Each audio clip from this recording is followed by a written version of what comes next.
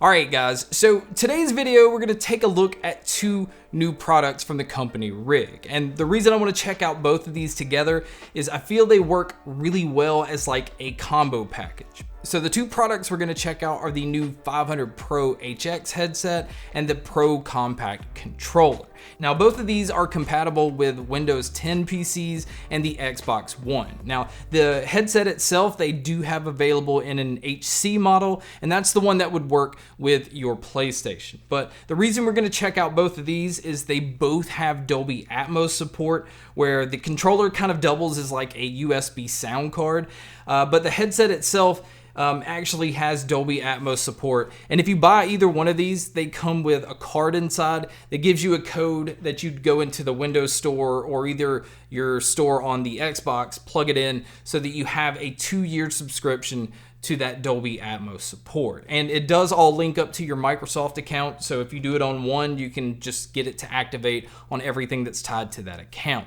Now I want to go ahead and start with looking at the headset. This is a $70 headset, and I think that alone is kind of impressive that you can get a Dolby Atmos supported headset that's under $100. Now, as far as the look and the design of these, it does have that typical Rig design that they've been using definitely for a few years now. It's a very durable headset. It's one of those you can kind of twist and throw around and not really have to worry it's going to break. Up top, they actually went with a steel headband, and this is using the suspension system so that you just simply put it on your head. It's going to fit, and you don't really have to adjust anything. So no matter how big your melon is, you're not going to have an issue with this fitting. Now it does have the loose cables that run from the ear cups that feed through this suspension system. I'm never a huge fan of this, just simply because something can catch and pull this or cut it, and then it just kind of renders your headset useless. And this is a wired headset, so that's just going to come down to personal preference. I know a lot of people just stick to wireless. I kind of fall into that category, but I do understand the benefit of having a wired cable. You don't have to worry about charging this headset. You don't have to worry about any kind of latency. So it is a huge plus if you're already used to using a wired headset. Now, as far as any kind of controls, the headset itself doesn't have any. It's not powered in any way. You can't control anything, except for on the cable, there is an inline control to control the volume. Now, as far as the ear pads that they've decided to use, they actually went with two different materials. There's a pleather material along the side, and that's just kind of allowing these to be really soft and plush. And they decided to go with a fabric on the material that touches your ears and the side of your head because it's more breathable. So you don't have to worry about heat and sweating. And so overall, I found that I could wear this without getting hot, and it never really got uncomfortable. So comfort-wise, this headset definitely checks the box. Now, as far as the mic that they decided to use, it is a noise-canceling mic. It is one direction, so it's only going to pick up right towards your mouth, and that way it doesn't pick up a lot of the other things going on around you. And I think overall they did a really impressive job, especially given the price. But you guys can be a judge by listening to a test here. Alright guys, so here is a mic test of the Rig 500 Pro headset. Again, I'm pretty impressed with the mic quality, especially given the price tag.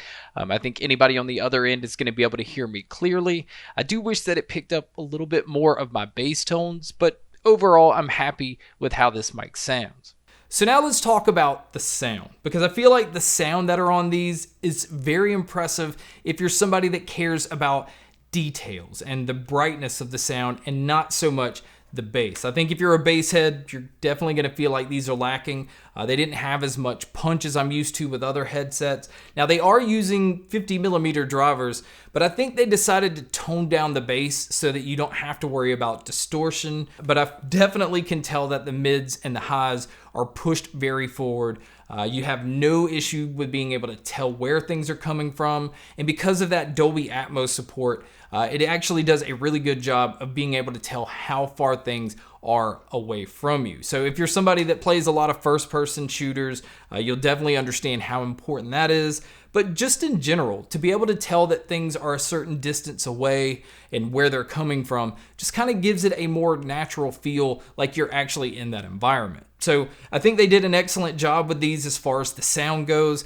I do really wish that the design was a little bit more modern, and I would have at least liked to have seen the cable be removable, but for personal preference, I would have just liked to have seen these be wireless in general. So now moving over to the Pro Compact controller, this was an interesting device because you could just simply buy the controller and use it as a Dolby Atmos supported USB sound card. So you could plug it into your PC or Xbox and then just use any pair of headphones that has a 3.5mm connection and have that Dolby support just like it is. And then as far as the design of the controller itself, I think it's kind of a hybrid between old PlayStation controllers and the Xbox controller. The Xbox, you're getting kind of a similar button layout, but because of the way the bottom part is designed and the way that the grip is, it felt a little bit more like a PlayStation controller.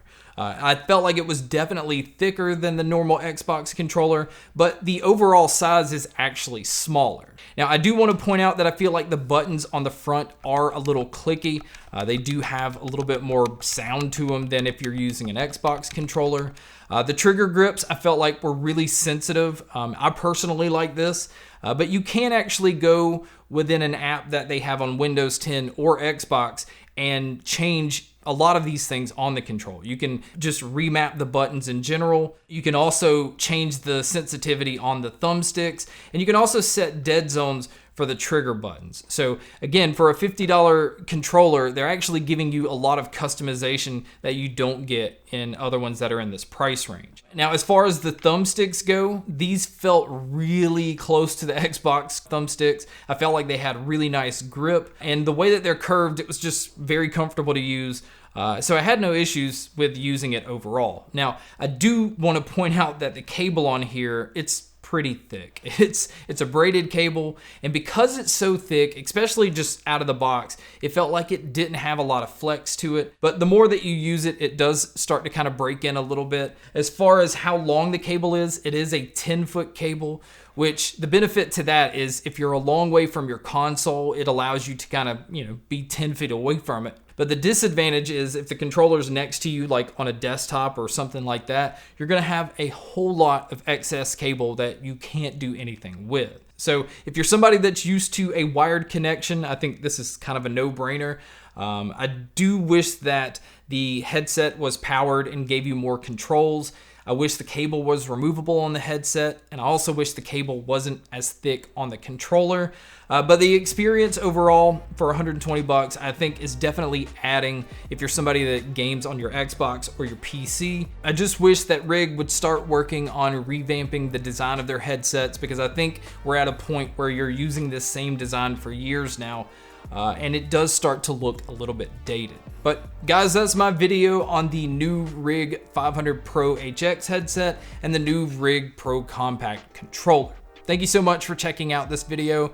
Thank you so much for checking out all the other videos. And as always, make sure to stay tuned for more.